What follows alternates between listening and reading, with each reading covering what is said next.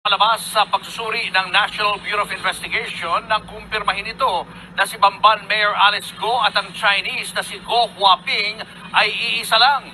Napatunayan niya ng NBI sa fingerprint ng dalawa. Nasa frontline ng balitang yan si Ria Fernandez. Ito si Go Huaping, ang sinasabing Chinese identity ni Bamban Tarlac Mayor Alice Go na itinanggi na noon ng alkalde. Para mapatunayan, isinailalim ng NBI sa analysis ang fingerprints ni Mayor Go at Go Huaping. Ngayong araw, lumabas ang resulta. Kumpirmado, iisang tao sina Mayor Go at Go Huaping. Ayon kay Senator Risa Ontiveros, totoo ngang walang sikretong hindi nabubunyag. Peking Pilipino raw si Mayor Go, aka Go Huaping. Isa siyang Chinese na nagtatago sa pagka-Pilipino para mamahala sa mga krimeng ginawa ng Pogo. Ito raw ang pinakamatibay na ebidensya para palayasin